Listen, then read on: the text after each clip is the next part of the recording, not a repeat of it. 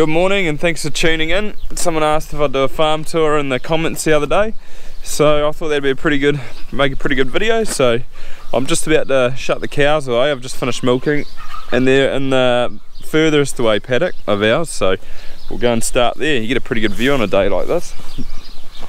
Let's go have a look. There you go, friendly cow.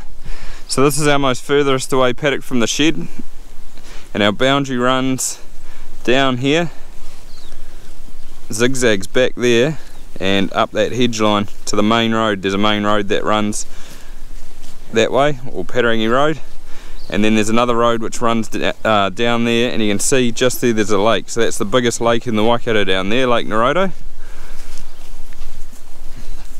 And my cousin sold this farm, or half to us, and he built that house and he kept 4 hectares or 4.5 hectares of paddock. So we lease that paddock, and there's also one on the other side that we graze. Yeah, so pretty good view from over here, I reckon, especially on a good day. We'll go check out the cow shed, eh? Here's the cow shed here. So it's a 16 side herringbone. It is quite small for 312 cows I think we're milking, but it's only one today, so that's not so bad. And then that is an old walk-through cow shed, an old 12 cow walk-through, which my grandfather milked through his whole life. It was built in the 1930s, I think, just guessing. And we get a pretty sweet view up here of the farm. So we were over there this morning looking back this way, so the sun comes up over there, which is mean in the morning. Get a beautiful sunrise. A couple of bulls, got one there, so those are the bull paddocks, one on each side of the race. Since the bulls are still out at the moment, we put one with one herd and one with the other, obviously, and change them every morning when we milk, just to keep them fresh. And down there is our effluent sump. So we've got a stone trap which all the effluent goes through, all the solids fall down and we scoop out with the tractor, and then it goes into there and we pump it out in the irrigator on the farm, or it goes up to the bladder. So this is just pretty much just a massive big storage tank, and it holds 500,000 litres. And then it's pumped up here, and then it's gravity fed from the middle. It's scalloped out in there, so it always feeds from the middle down the hill there, back down to the sump, and then we can irrigate. So that gives us roughly about 2 months worth of storage in there if we need it. And there's the cow shed there. When we increased cow numbers, we built this yard out here, so we can fit 3 rows in there. So the cows come up, or the second mob comes in, and we put the first mob in there, and once they're all in the shed, then we can let them go, since we only have one race leading up to the shed. We'll go and have a look through the vat room. This is what we call the vat room, because obviously the milk vat's there, so that's where the milk's stored and chilled through the day, and we get picked up at night. Every night Tanga comes along and picks up the milk. We've got machines over here, so this is the milk lift pump, so the milk comes in there, gets lifted through here, put through this filter, up through there through the plate cooler, so the milk's chilled with water, and then down this pipe straight into the vat. Drench pump, since we drench every morning. All the cows get drenched every morning for minerals, and a couple of hot water cylinders for that's the plant wash and that's the vat wash. Down here so there's an office through that door, don't need to really show you that, there's not much in there, and a storage room. So a couple of chillers over there, and then that's the ice bank cooler, which I'll show you now. So these coils get chilled with gas every night, and so that forms, so the water freezes around the coils, and the water is pumped from here, which gets real cold, through the plate cooler, which we just looked at in the shed, so which brings the temperature of the milk down, which is going straight into the vat. So the main reason we do that is so that the chiller motors don't have to work as hard to bring the to bring the temperature down, because it's got to be below 6 degrees when the tanker picks it up at night. And we're getting monitored. We will have monitors in our vat soon to let our milk supply know what the temperature is. It's just new regulations, which is fine. We're not exceeding them, so we're not too worried. But it will save power by not running those chillers as often. A brief history of the farm. It was bought in 1912 by my great-grandfather, who moved from, he was farming down by the mountain, Prongia, and they put the rail line through, so it's just at the bottom down there, and he wanted to move closer to that to enable the kids to be able to go to school in Hamilton, get a better education, I guess. So they would leave here on a Monday morning, ride down to the train station, which is probably, I think, maybe 3 k's away, and they would leave their horses in the horse paddock, catch the train to Hamilton, board over there for the week, and then they'd come home on a Friday, catch their horses and come home for the weekend. So my grandfather was the youngest of 7. His oldest brother was killed in the First World War, and he had 2 others. So my grandfather farmed here, which was 46 hectares. His other brother farmed across the road, which was sheep and beef. There's about 80 hectares over there, and then another one of his brothers farmed just there, which was a dairy farm. I think it was another 40 hectares. And we'll go check out the old cow shed which my great-grandfather built. It's quite cool, good to have a look through. There's not too many of them around now. This is the old cow shed which we use for a calf shed, that's why it's got wood chip. But so that was the vat room. This is where all the milking pumps were and stuff. And then behind me there, that's where the high pressure hose was once they sort of invented it, I guess. So these are all the stalls. So it was a 12 cow walkthrough, and they're not in there anymore, but there used to be a little U-shaped thing about this high, so the cows would walk in and they couldn't turn around. The 4 stalls in the middle had a double up set of cups in them, and these outside ones only had 1 cup for 2 cows. And I don't know how many people milked through it. It might have taken a couple of people to, or early on it might have taken a couple, and then maybe he milked through himself. I don't know, he died when I was quite young, so I couldn't ask him. And then once the cow was finished in here, these old window weights, you'd just pull the doors up, they'd walk out around, and then there was another collecting yard out there, so they'd go back to their paddock. Colostrum tank over there, so that's where all the excess colostrum goes, and we feed our heifer calves. And have a look at the crops which are over there, the maize and the chicory. This is tonight's break for the cows, nice and long. So this is the first time they would have come on this chicory. We're in our first rotation at the moment.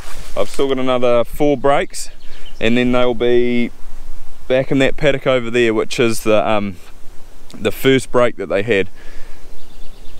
Which was, it must be about 16 days ago. So we've got 20 days, and so it's a 20-day rotation obviously, and they get that through now till April. They'll get chicory every night after grass, and then they'll go on a grass paddock after that, and it fills them up nice and good.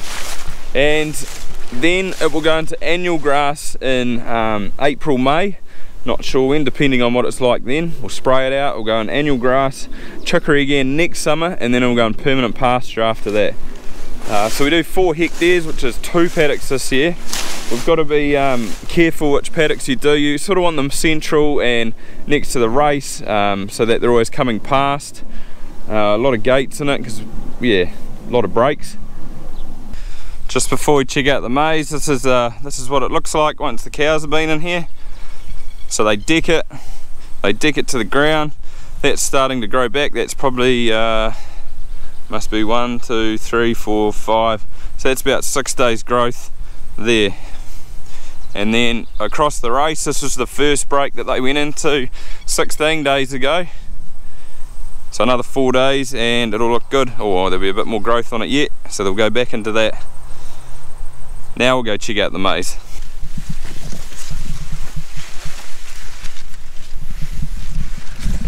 So this is my maize paddock, 5 hectares worth. We're having a boomer season for that this year. Look, it's already on 1 metre 80, and this is This is almost up to all the top tips are almost up to my head, so it's doing well. It's going to be a real good crop this year. We'll be looking to harvest this in about late January, early March, depending on the rest of the summer, and seeing if we get rain. Or I did put a little bit longer maturing variety in this year, so hopefully get us through till March. But it should be interesting to see what it yields, because it is a real good crop. They say you should be fence height by Christmas. You're doing pretty well, and yeah, we're still a week away, and we're well over that, as you can see. So it's looking good. Here's one of the mobs of calves. I need to move them soon, give them some maize. So we try and breed a 25% replacement rate. This year we're well under. So we should have 80 calves, but we're sitting at 73, so we're a bit short. That's alright, it's just is what it is. Some years you get them and some you don't. The black ones there are Wagyus for the freezer in a couple of years, but we are straight Jersey, so all our cows are Jersey. There's a little bit of Ayrshire in there, but we're going completely away from that. We don't cross them with anything. We like the Jerseys. They're just a little bit lighter, they handle the wet better, they're quite efficient, like grass to milk solid. It's just preference really, and that's ours. So the cow shed's just there, and this is the homestead, or this is where my parents live, I guess I should call it. The old original homestead used to be just in here, which used to look like this, but Pop pulled it down in the 50s when it was full of borer and it wasn't worth fixing, I don't think, so he pulled it down. He built that when he married Gran. They moved into there. He built another little house because he's living with his sister, so she moved out. This was the old tennis court, but there's obviously just a pool there now, but you get a primo view. So this is the other cow shed on the farm, which is part of the new block of 30 hectares that we bought 2 years ago. So this will be our third season, but over 2 years ago. This is a 20th side herringbone, so bigger than ours, but it's in a little bit worse condition, a bit older. There was an old walk through here too, so that's part of it out there, and then they've just put a pit through the middle and taken down that section, I guess. It needed a lot of work, and it's just cheaper to run one. So power wise, effluent, we'd have to put, I don't really like effluent ponds, we'd have to put another bladder or get that lined or do something. Whereas that one up there works. It takes a little bit longer to milk, but that's fine. And it was good picking up this block because we got a bit more infrastructure. So my house is just there, and this is the tractor shed which we picked up. So these are the tractors that we have currently. So this is a International 574. She's a bit of a beast. She lives on the Keenan wagon. We don't take it off that often, maybe every now and then to pull a trailer, but that might be about it. So we got the Keenan. It was the second Keenan sold in New Zealand when they first started bringing them over. I'll jump up here and have a look inside. So I've loaded up for today. It's got no straw choppers on it or anything, but we got it reskinned last year, so it's a bit hard to see, but you can sort of see the welds on the side here where they've put a new steel in there because it's wearing a bit thin. We got the little International, the 354. Pop bought this brand new back, I'm not sure when, it would have been 50 or 60 years ago maybe, and it just lives on, we've got a topper to mow the roadside, so it pretty much just lives on there. Good little tractor. My motorbike, need to upgrade that hopefully soon, not keen on that one. The Gator, we love the Gator, especially for calving time. You can get 8 or 9 calves in there comfortably. You wouldn't want to keep them in there too long, but it goes everywhere. It's pretty reliable, And then we just have a couple of loader tractors. So this is a Landini 85 horsepower,